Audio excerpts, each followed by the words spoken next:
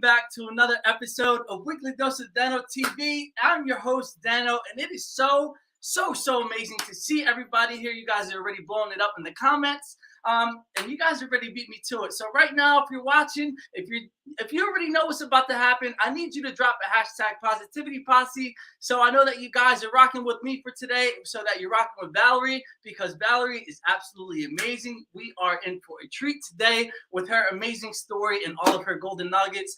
Thank you to David Vardaman as well for putting us into connection with each other. Hashtag Positivity Posse. That's what I'm talking about. See, that's why I have the best positivity posse in the world. Nobody can even come close. So thank you guys for spending an hour of your time for today, because this is going to be an absolutely amazing episode. Yes, I'm rocking the hat for today. We're trying something new. Let me know if you guys like the hat, and if not, I just won't do it anymore. We have a lot that we have to cover for today. It has been, man, when I saw Valerie's just the bio that she sent me, man, this thing was so long and just so chock full of great energy. Actually, as soon as I opened up the email, I just felt like a wave of positivity rush over me. So that's the type of people that we need in our corners as well. So Valerie, before you come onto the show, thank you so much for being here and spending an hour of your time as well. Here we go. David says, amazing guest this evening. Hat is perfect for the summer. That's what I'm talking about. See, that's why I love you guys, man. You guys are always supporting, always absolutely amazing. So as you guys already know, or maybe this is your first time if you're watching live or if you're watching on the replay, we always have to do two things before we bring the guests onto the show. Here we go. Go Birds. This is actually, I got some big things in store for you guys as well. So this is actually, I actually also have a Fly Eagles Fly bracelet as well. I don't know if you can see that, but we're manifesting. This is my form of manifesting some big things in the works. I can't reveal it just yet, but just be on the lookout. So the first thing that we got to do before we bring Valerie onto the show is to say the affirmations for happiness for today. Because I don't know if you guys saw, but there was like a big, super spectacular moon that happened last night. And it supposedly like cleared a lot of energies and it's supposed to help like a lot of manifestations happen into the real world or to, our physical experience. So I think this in combination with that moon, in combination with the meditation, is going to be absolutely amazing. So make sure that, you're keeping up with what's going on into the world as well. So let's get started with the affirmations for today, man. Let's go. So you already know we flipped to a random page, and this is meant to, if this helps you, then I hope it helps you, and I'm happy I was able to help you. All right, let's see. You know what? All right, I'm going to pick this one, number 160. I got it. So it says, my secret to happiness is radical acceptance.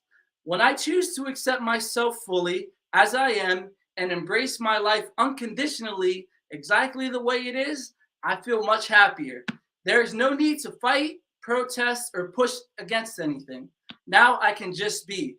Radical acceptance helps set me free. So there it is. I really like that one a lot because there's so many different things in our life that, depending on our perspective, we can, try to play victim about, or we can say that it's everybody else's fault and not mine. And, we kind of lack that self-accountability that we need. So when we understand that, number one, we're not early and we're not late, we're exactly right where we need to be. And then number two, that, these things that happen to us, they happen for us and not to us. You know what I mean? So make sure that you're always looking at it from that positive perspective as well. Just to say, hey, like, let's say, I'm not calling this on myself or anybody, but let's say somebody gets a flat tire, right?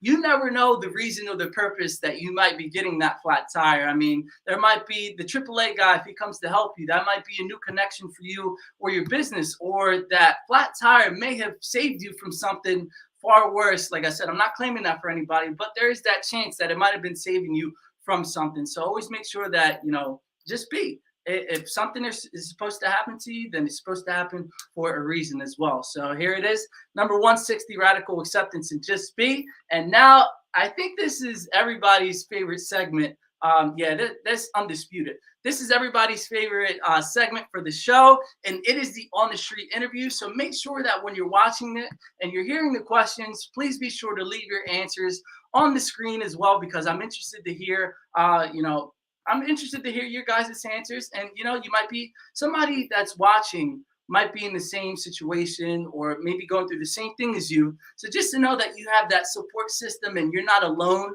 by yourself is absolutely wonderful. And it puts your mind a little bit at ease. I'm not going to say it's going to totally eradicate it, but it's nice to know that there's somebody else that is going through the same life's journeys as you as well. So Valerie, you better be ready because I'm going to ask you, this is going to be the first question when you come on the show. And that's the only freebie that you're going to get. So without further ado, let's bring on the street interview for this week. Let's go. What's going on, everybody? It's your boy, Dano, television show host of Weekly Dose of Dano TV. You already know what we're doing for today. We're going around the streets of Philly asking everybody the questions that you need the answers to.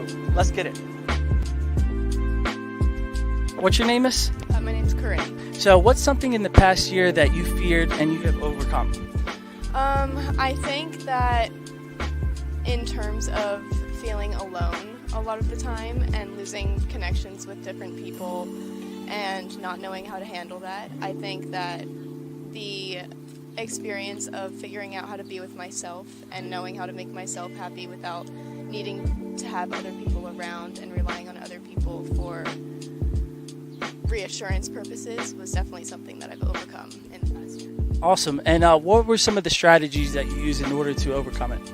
I think finding things that I enjoyed that didn't have to do with making other people happy and really starting to recognize things that made me happy. So like right now, I'm outside reading a book and sitting by myself, and that's something that I wouldn't have done had I been thinking only about what other people wanted me to do and how to make other people happy. What's your name, miss? Amanda. Amanda, in the past year, what is something that you had a fear of that you've overcome? So I just graduated from nursing school in May. I started my last clinical, my leadership clinical, in January. I was so nervous going into it because it's a lot of responsibility put on you all of a sudden. And I felt very out of it, out of practice, and going in was kind of terrifying because all the nurses are there and I feel like I have an expectation that they expect a lot from me. But it's never really the case, and honestly it was really nice because the floor I was on, all the nurses were really nice and accepting. Now I'm going to start working on that floor actually next Monday, the same floor as a nurse. So congratulations. What were some of the practices or techniques that you did in order to overcome that fear? I just had to put it in my mind and almost play through the scenario ahead of time. So I just thought of other times I'd been in clinical and just kind of tried to work it through, imagine myself as the nurse and try to put that stress off, but just kind of in my mind seeing myself in the role, I think helped get through that a little bit. What's your name, sir? Carter. Carter, can you tell us about something that you feared in the past and how did you overcome that fear? Oh, that's a great question. I definitely think a big fear of mine in the past has been failure, not achieving what I want to, but letting my family down and kind of others. I don't really know if it's something I've overcame. It's something I still struggle with. I guess for me, it's kind of just become about pursuing what I'm passionate about and what I really think my calling is. And I think once I kind of strayed from, I guess before I was more focused on the finance side of it, making money, making sure. I guess once I kind of started focusing on what I was interested in, I think that's kind of what helped me overcome my fear of failure. What's your name? I'm Ella. What's a fear that you've had in the past year that you've overcome? So in February, I traveled to Europe by myself, which was absolutely wild, and I had to plan all the flights, accommodations, all that stuff by myself. What were the strategies and techniques that you did in order to overcome that fear? Tried to organize everything, start out not just by getting a flight and then figuring everything else out. I tried to make sort of an itinerary and set up a budget, planning everything out before I actually make decisions.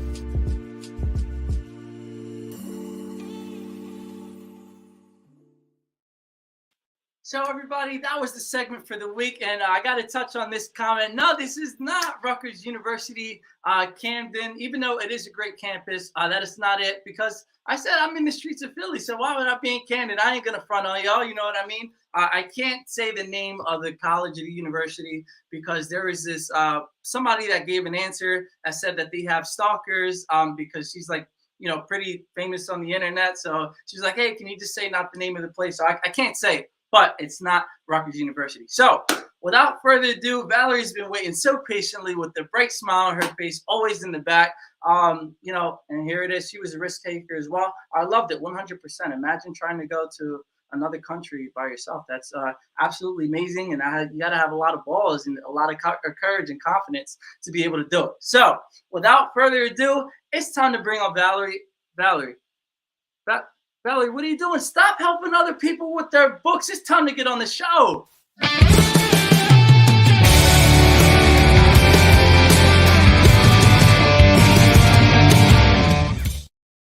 Valerie, hello. Hey, how are you? Absolutely amazing. How are you doing today? I'm good. I love your energy. I'm so excited to be here. Thank you for having me. No problem. Thank you for sharing an hour of your time today to help people understand, that they don't have to be like a product of their environment, and they can overcome any obstacle it is that they want to overcome. And I know you have had a chock full of that in your lifetime as well. And just the story of resiliency and just always pushing forward really inspired me. Like I said, when we were talking on the phone and, everything leading up to this moment right now. So Valerie, I already gave you one freebie. So here it is. Can you tell us about something? It may be in the past year that, you were afraid of and you had a fear of. How did you overcome it? And what was the fear? Well, the fear was something I had thought about for a while, for actually years, and it was leaving my job. Actually a company I helped start 15 years ago, and I had been a part of two companies with one director for 21 years. So walking away from that at the end of 2021 was my big leap. Yeah, a leap of faith, just to say the least. I mean, 21 years old. Not 21 years old. 21 Thank years. you. Oh, yes, that too. You see, that's the subconsciously. That's what I was thinking. Yeah, but so can you tell us, maybe if you had like a limited perspective or some ideas or beliefs, can you tell us what you were going through while you were making that decision? Well, the thing is, I had got to a place where there really wasn't anything else for me to do. I was actually encouraging my director to retire. He was 75. And so I just knew that this was going to be the perfect time. Whether he left or not, I knew I needed to make that leap. And I just knew that there was so much more inside of me, so many other things I wanted to do. And just a little background, we were working in juvenile justice. So lots of stories, lots of sad stories. But the key in all of that were the stories that weren't being told. And so because I've been a storyteller, I've been a writer all life, that was actually that key for me making that leap, that I knew I already had inside of me what I needed to do. I just had to make that move. Awesome. And, I'm just glad, I can tell from right now, I'm glad that you made that move, because a lot of people, instead of focusing, like you said, on all of the talents and beliefs that you have within yourself, they start to think about the things that can kind of go wrong. I don't know if you know, but I'm not sure if I told you, but I just recently closed a 7-year chapter in my life as well regarding my job. And I just said, hey, listen, I got to make more space for the blessings and everything to flow in. And here's a comment as well. They've just gone through the same thing. Almost 21 years and just resigned. So see, I told you, when you're part of the positivity 21. Yeah, there's people that experience the same things all over the world. So Valerie, I know that you have a business right now. Can you tell us a little bit about your business and what it is that you do? All right. Well, I am known as the Book Coach Accelerator. I help accelerate the process of you finally getting that story out of your head, out of your heart, and onto the printed page. And since actually I started doing the business before I quit the job. So there's a key for your listeners out there. Start doing the thing you want to do before you make that leap. So to make sure that other people also can confirm that this is a good thing you're doing. And so since 2019, I have published 30 books as of today. All right. 30 people who've never written a book ever. And I have helped them publish books from literally idea in their head. Like, I don't know what to do with this. Can I write a book? I don't know what to do. So I've been that how person. This is how you do it. So I've been teaching them how. I even have an online course, that about 45 people have gone through since 2021. So COVID has been good to me. That's what I'm talking A about. lot of the work I started in COVID, and so take advantage of the change, the shifts. Don't look at it like, oh my God, what's going to happen? It's like maximize those moments. 100%. And Valerie, out of all of these different things that you could have possibly chosen in the world, why is it that you want to help people bring their stories to the light, or help give them that extra exposure? Well, I think part of it is that there's so many stories that haven't been told. When I saw the movie Hidden Figures, for instance, it's like, did you know about those women? NASA is literally up the street from my house. So it's like these women were in my area, doing work that was taking people into space. And then one of the clients of mine, her family, they were descendants of Black Wall Street. She had been working on her book for 20 years. But we were able to get together last year and get her book done in 3 months in time for the 100th commemoration of the Tulsa Race Massacre. So, I mean, just the number of stories, particularly for people of color in this country, that have been hidden and untold and even covered up, and sometimes it's really a legacy project too. Many of my clients just want to tell their family stories. Many of us grow up, we don't live near each other anymore. We don't live near all our family members. So we miss the stories. We don't have, grandma or great grandma around to tell, or our parents not even telling us. They're like, so-and-so. I tell my father all the time, I have no idea who this person is. You've never mentioned them, and I'm 21 now. And I'm like, I've never heard about this person. And so being able to at least get the legacy down of your family's history for the next generation so that they can know, what it was like when you were a child.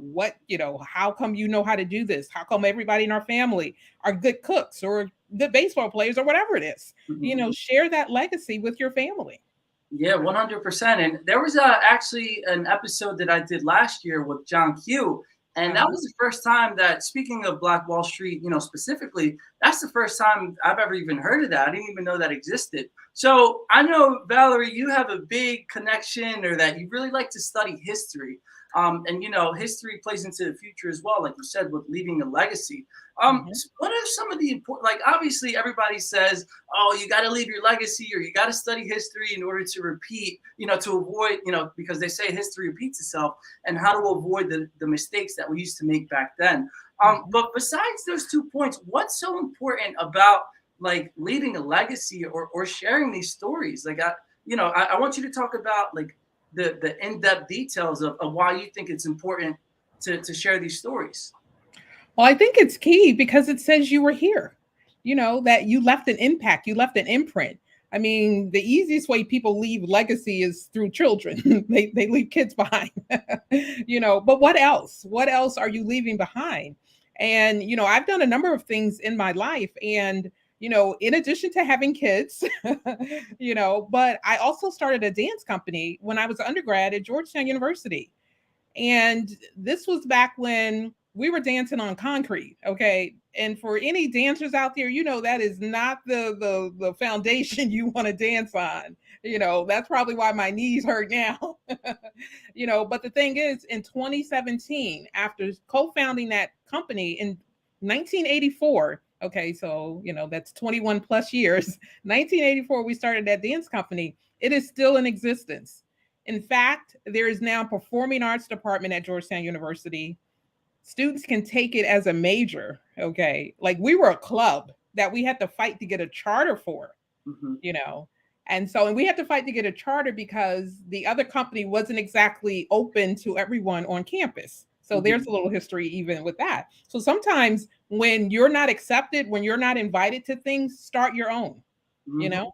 It's like, if the ceiling's not cracking, if the door's not open, build your own thing, Yeah, 100%. And it's like you're the trailblazer, so don't let no be the answer.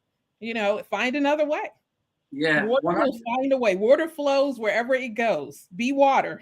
Be like water and flow. If that way doesn't go another way. And so I've been fortunate that I've been able to leave a legacy at a major university in this country, with a dance company, where every time I go back and see a show, I get to see like what I started with just another student because we love to dance. Just loving to dance has left a legacy.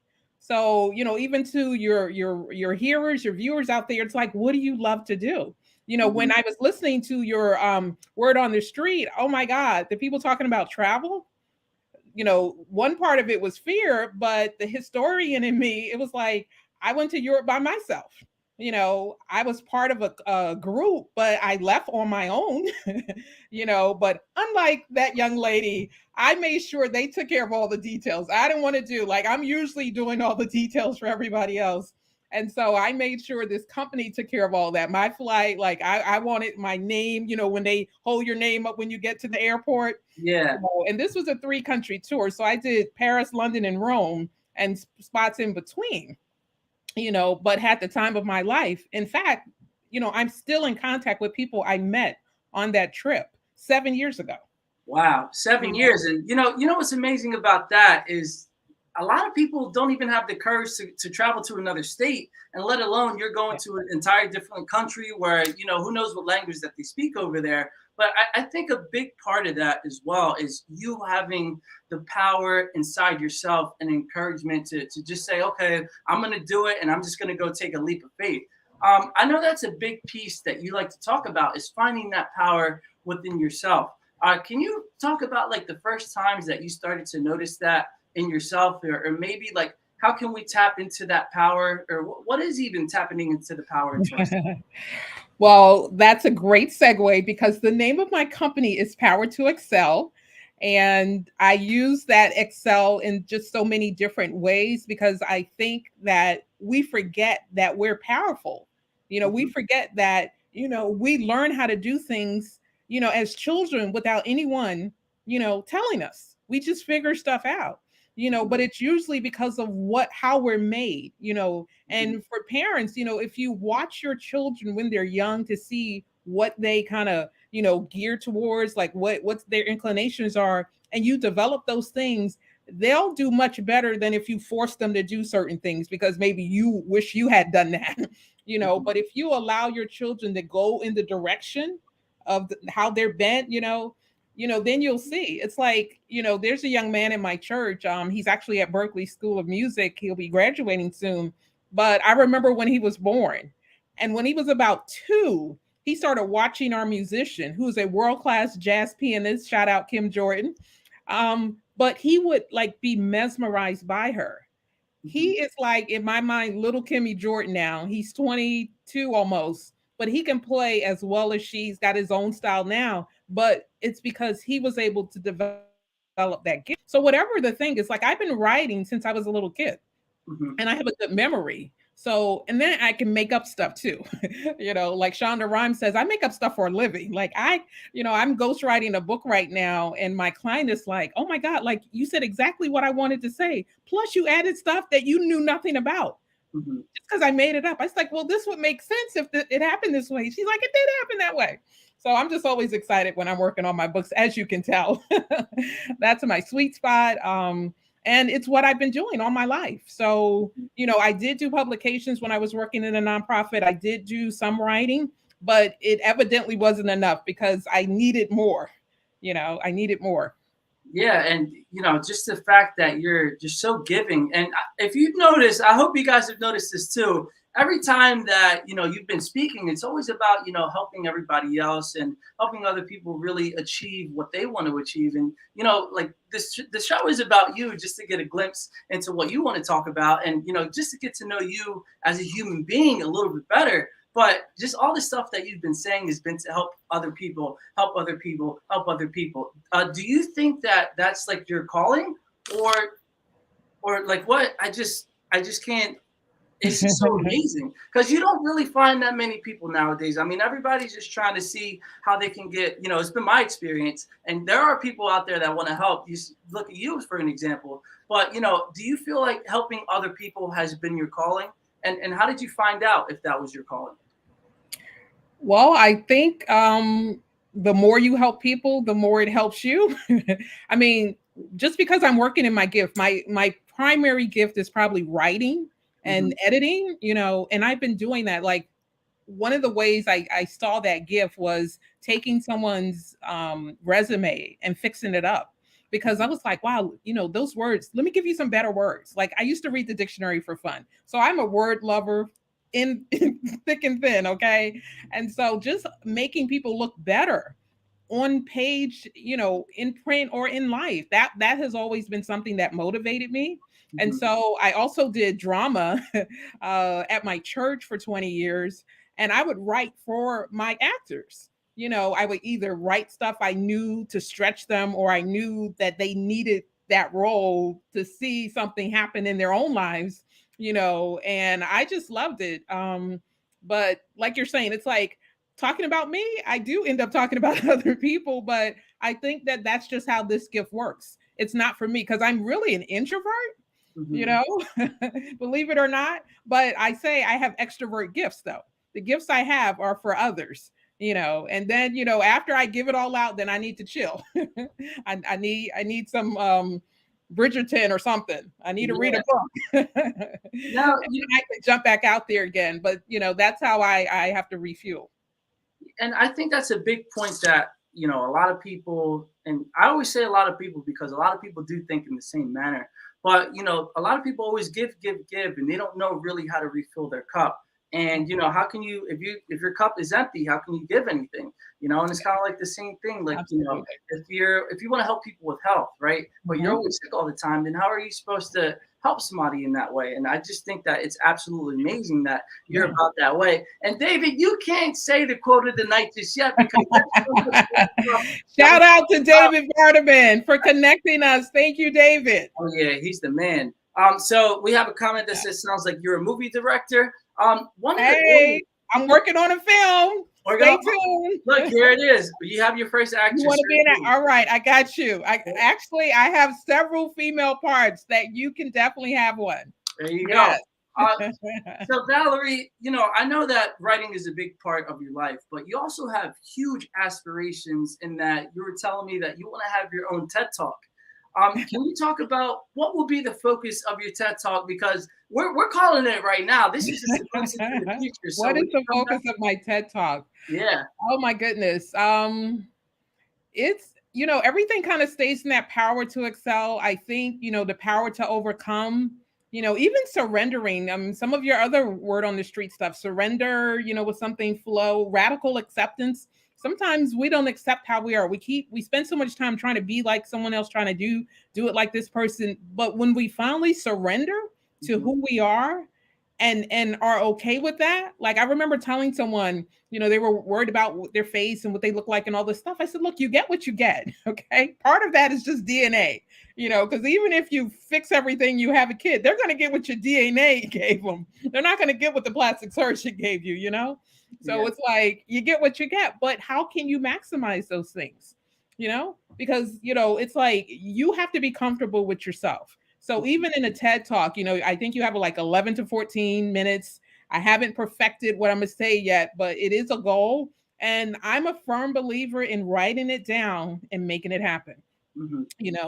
I'm a believer. So that's a scripture that I hold to, write the vision, make it plain. And it's like being on a podcast was something I wrote down in for 2022. I need to be on a couple of podcasts, I'm actually hosting StreamYard in a couple of weeks. So, you do it and then you do it for other people and it'll come back to you. So I think really, manifesting what it is you want by actually taking that step.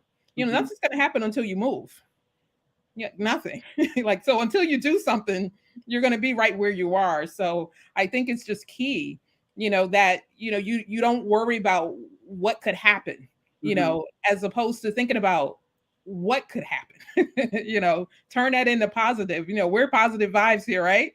Oh, so yeah. It's like, what could happen, to your positivity posse? It's like, oh my God, what could happen if you did that? Turn it into that. What's the best case scenario? Is one of the questions that I like to do. Yeah. So Valerie, we're halfway through the episode already. This time has been absolutely flying.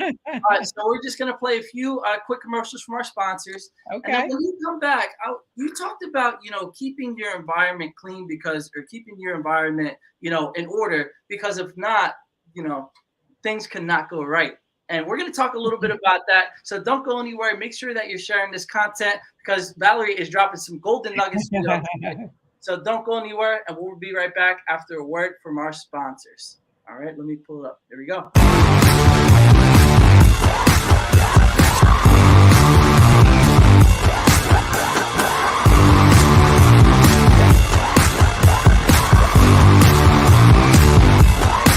Except I received this insight about a title called Prisoner of War. The book.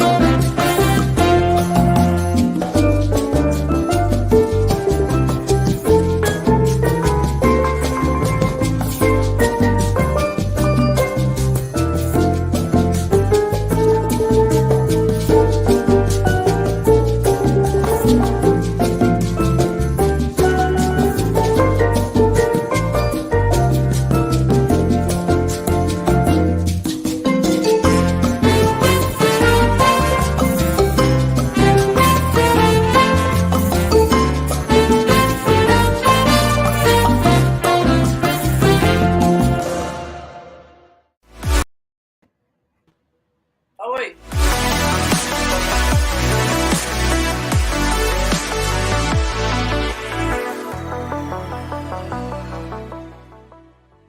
So there we go, everybody. That was just a quick word from our sponsors. And I know we just displayed it on the screen, but I just wanted to get back into the content so quickly that I just forgot that I had to play the bumper. So Valerie, you talked about, making sure that all of your environment is A-okay. And so you can make sure that everything goes, smoother than expected. When you mentioned that, were you talking from experience and living in kind of like a clutter? Yeah, that's why I needed that background. I mean, the thing is, I think in America, we have a stuff problem, and I am a member of that club, have stuff. I do get rid of stuff. I don't keep it, but learning how to let go, I think, is a big part of just growing in your life, that you can't take everything with you. You can't take everybody with you. And you can't take old ideas and ways of doing things with you either. So those are all a part of the environment that you surround yourself. When I left the job, I don't need all those papers, documents, things to do the business I'm doing now. It's not necessary. It's not going to benefit me. It has nothing to do with what I'm doing, so I had to let go of that, and also there's some people even, and this is all often the hardest one, and not that you just drop people, but understanding the season, the reason, or whether or not that person's going to be in your life forever, and know where you are with people and be okay with that. And you can sense sometimes when things start pulling away. A lot of people saw relationships change in this season we're in now. And it's like, and what did it tell you? Like, learn the lesson. A lot of times we don't want to learn the lesson, so we keep having to go back to that class and repeat, stop having the exam, pass the class, people. I know. But the thing is, with those environments, you get to choose, you get to make the decision as to what you're going to allow in your space, and one space is your mind. What are you allowing in? you know, and that's a big deal I do with my clients. It's like, you know, I say you have to see yourself as a published author. You have to see yourself finishing that book. You know, it's like, what is writer's block? Do you have eater's block? You know, you have going to work block? No, you do those things. Yeah. So you got writer's block. You're just procrastinating. You just don't want to do it. You're doing other things. You know, you're eating chips. You're watching Netflix. So let me closet. So let me ask you, why are some people, or what would be some of the reasons that you've experienced that some people are just afraid to let go? Sentimental reasons, you know, the memory of something. They think, you know, people are afraid to let go of one thing. It's sort of like a trapeze. You know, you have to let go of this part in order to catch the thing that's coming. You know, and the same thing with clutter. If you don't get rid of stuff in your life, in your mind, in your heart, even, you don't make room for the new. I mean, it's like holding on to an old relationship, you know, or it's someone that's passed away, or, you know, your ex or something. If you keep talking about them and telling these stories, or, oh my God, the one that got away, the new one is never going to come, or you're going to run everybody away. It's like, let them go, move forward. You know, you cannot go into the future, you know, with all the stuff hanging on you from the past. You know, it's too heavy, and we're not meant to carry all of that. No, because what happens when you carry too much of that, you'll start to collapse, and then you won't be able to move anywhere, and you'll start to get stuck in that one spot. And when we were talking before, you know, expectations, you said that if you have expectations in your life, then you're kind of setting yourself up for failure. What are some, you know, let's say for an author, right? What are some expectations that you know you've helped people go through, and how can we start to eliminate those expectations that we have in all of our lives? Well, one big expectation of anyone who wants to write a book often is, I want to be a bestseller. I want to be a New York Times bestseller. So my first question is, how many followers do you have? Because most people who are New York Times bestsellers already have 50,000 to 1 million people following them. So all of those people are already going to buy their book. If you just have your family or your colleagues from work, it's like you may not make it, you know, but it also depends on the topic and the subject matter of your book. Because the thing is it relevant? Is it timely? Is it going to change anybody's life? Is it going to have an impact? So it's a lot of questions you have to think about, you know, like part of the marketing of your book, and before you even write, like, what do you want to do with it? Why are you writing this book? What's the point? You know, so I ask all of those questions because before we even put pen to paper, let's talk it out. Let's figure out, what do you want to do?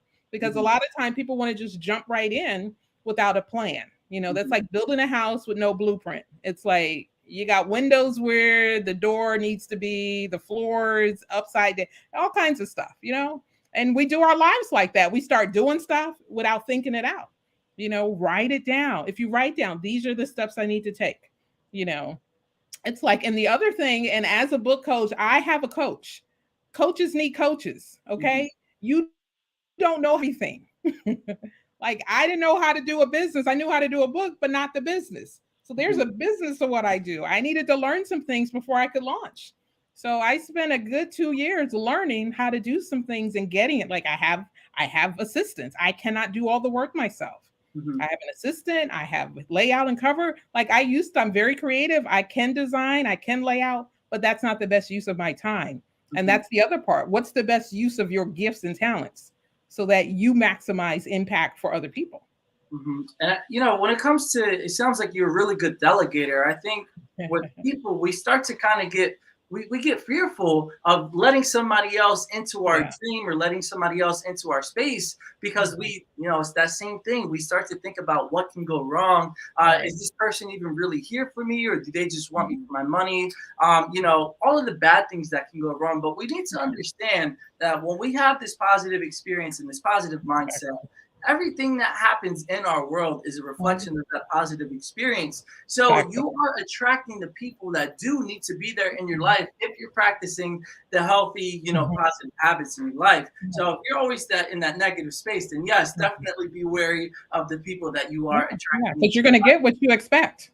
You know, if you expect good things will come, and vice versa. If you expect bad things, and you have to put the energy out there too. Like, what are you doing? When you mentioned that I do all these things for others, it's part of what I do. It's like, if what you do does not benefit anyone but you, you know, it's like, how are you a leader if no one's following you? Yeah. It's like, and I tell people in terms of their story, they're like, well, I don't really want to tell you, because I'm like, okay, let's have this first conversation. Tell me about your book. Well, I don't really want to tell you about it. Okay, well, then it's a journal or a diary. It's like, what are you calling me for? Like, Yeah. if you can't tell me, then what are you going to do? Yeah. And that's part of the trust issue that people can have. And by all means, you need to trust the people. You need to know, and trust the people that you work with, that you connect with, because that's the basis of the relationship. And once you have that, then also have a mindset of abundance, and not scarcity. Because if you have an expectation that there's more than enough out there, that there's more, there's enough for everyone, as opposed to, if I give this up, if I give this information, what am I going to have? As opposed to thinking, if I give this up, I'm going to get more, because I'm going to end up connecting with another person. I'm going to get somebody else in my life, like people I've met, I wouldn't have met. If I hadn't met David, I had a check in my hand, and I was like, before I make this deposit, David, what are you going to do with me? And we now have a 15-year relationship, from one check, and it's surpassed just banking. Yeah. I'm here with the positivity posse here. That's what I'm talking about. It's like, you don't know what's going to happen when you extend yourself, beyond your borders. Yeah, I love how you you go open, you go into everything with an open mind. I mean, you came on the show with an open mind, and when you help your clients, it's an open mind and an easy heart as well. But you always mention that you shouldn't have to ask permission, or you say don't ask permission for anybody. Can you talk about how you have lived that in your own life, of just not asking permission from anybody and just following what you want to do? Well, I think it started just innocently, where I did a project in a neighborhood I lived in, and I just decided to do, like, I'm from New York, I'm from Harlem, I'm from the Lincoln Projects people, so shout out to New York. But we grew up going to block parties. And for some reason, I had this notion to do a block party, and I just did it. Like, I didn't ask anybody, but what I did ask was for help. I asked the mayor, because actually what I ended up doing before the block party, I said, well, we probably should clean up the block first before we have the party. So I did a big cleanup and got the mayor involved, got the mall to donate stuff. I mean, I just asked people and they did it. And I was like, wow, they just did it, And so just that confidence that if you just step out there, what you need is going to come, And I think that's the biggest part, that until you make a move, like, it's not going to happen. You have to first step out. Like, the faith comes, first with the step. The resources come after that step of faith, because you don't need anything just sitting there, right? Yeah. Nobody needs to give you money if you're not going to do anything with it. Of course. And I think when you have that example of what you should do, and you actually have I'm going to speak this about myself. I remember this was at the height of the pandemic. The whole reason that the show started is because I started doing segments on Instagram, and they were like episodes. They were like 4 minutes long. And the first half would be a positive news story about everything that was going on in the middle of the pandemic, because, everything was so negative. And then the second half was how to live like a happy and rewarding life. So it was when I decided to do that sample size and take that action to follow what I wanted to do, that the show came all about. Because, my coach, Lauren, everybody knows Lauren. If you've been on the show, Lauren Michaels Harris, he came up to me and he said, yo, have you ever thought about having your own show on the network? And I was like, all the stuff that I do is pre-recorded. So if I mess up, then, I can just edit that out really quickly. Nobody can ever see. But it goes back to your point about just actually having that faith within yourself to take the action to help other people understand what it is that you have to offer to this world. So I think I want to backtrack a little bit, Valerie, because last week when we spoke, you talk about, how to, the power to oneself, right?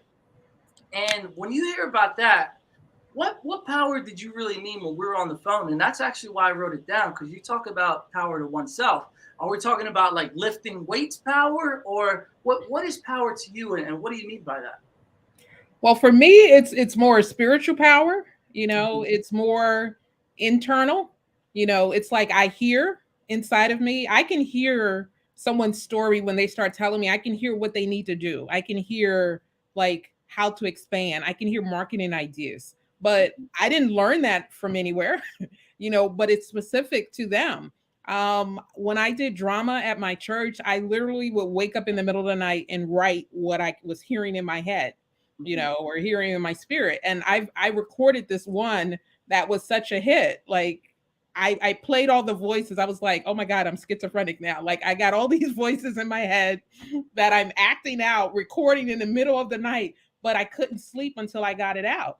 And I think for artists or anyone, like those ideas, those things that, you have to do, whether it's big or small. I mean, it doesn't have to be starting a company. It doesn't have to be, going to the moon, but it's whatever it is. It could be getting groceries for your neighbor, but if you can't sleep until you get those groceries, get the groceries, because God sees what it is you need to do.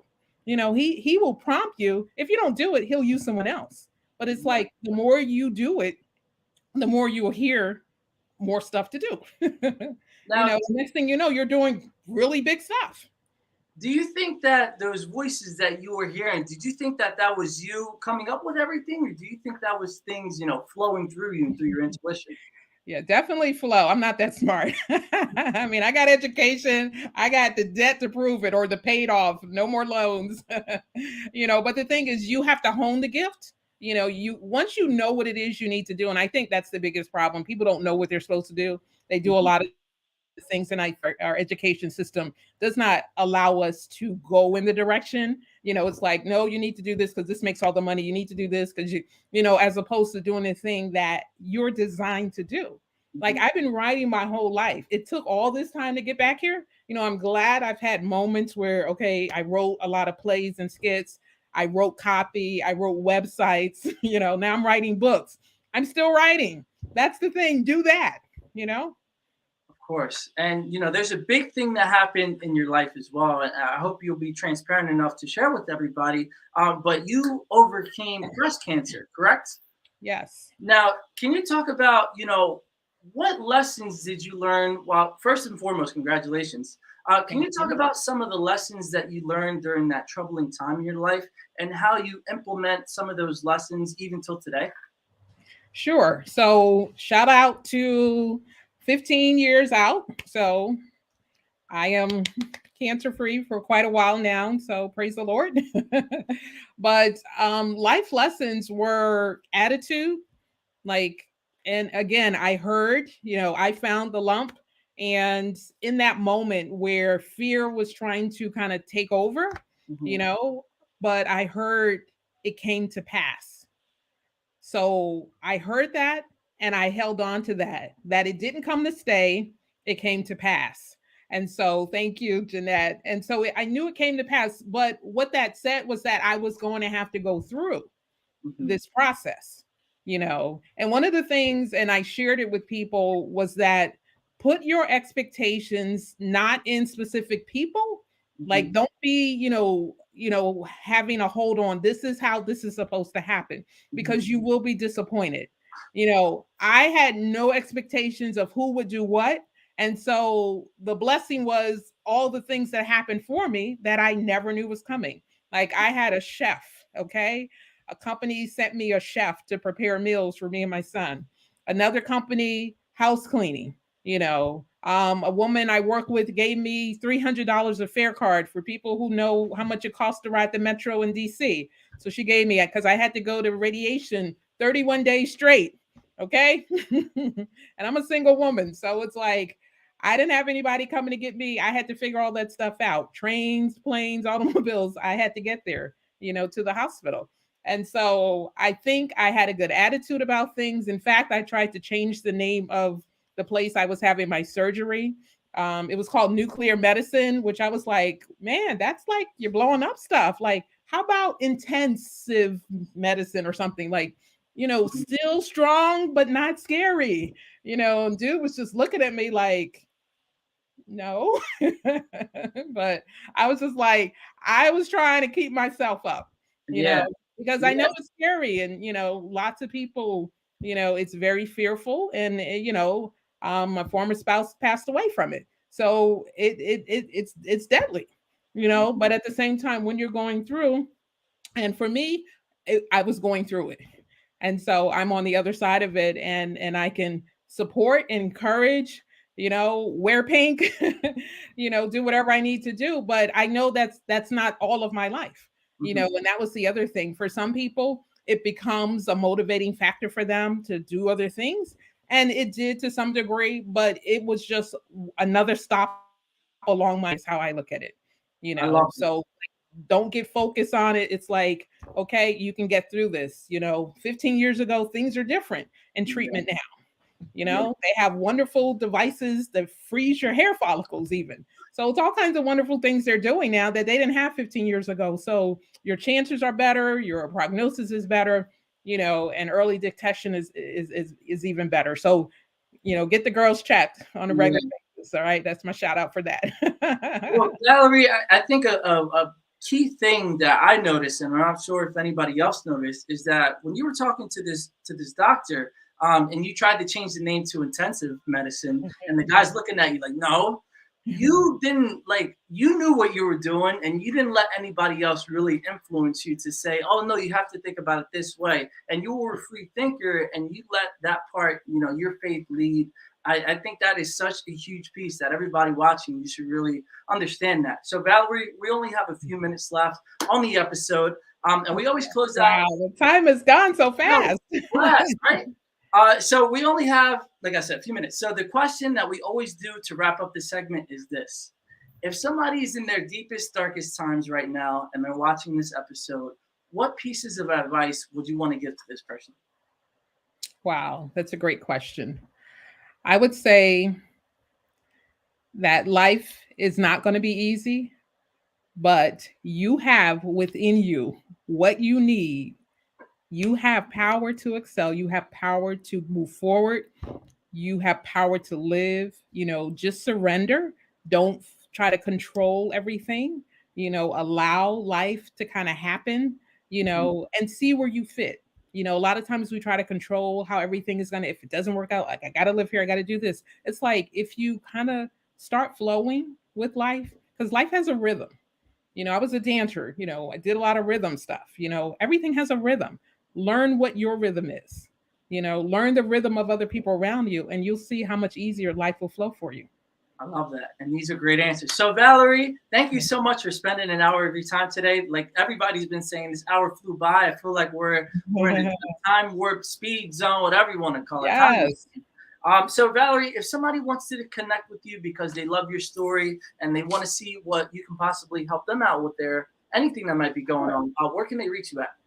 All right. So you can go to my Facebook page. So it's Book Coach Accelerator. So it's right there. Or you can go to my website. Also, it's bookcoachaccelerator.com. And we can, take a look at some of the stuff I'm doing. I got testimonials. You can hear about the great work I've done, all the great people, 30 books. Actually, I got 7 in process right now. So that number's bumping up every moment. And so you could be next. All right. So you can be next. Let's tell your story, and get that dream fulfilled. I know you've been saying you want to write a book for years. So let's get that book done. That's what I'm talking about. And Valerie, as far as you have 7 other clients. If somebody's watching right now and they want to join as well, can you just speak to them and what different, exactly key points that they can do that you're going to help them out with? Well, the thing is, we're going to get your outline done. We're going to get your blueprint done. The thing is, you have a story to tell. We all have a good story. It's like, let me help pull it out of you. Sometimes you think, do I have a good story? Yes. Let me pull it out of you. If you don't, I'll let you know. But it's usually there's another story behind the story you come with.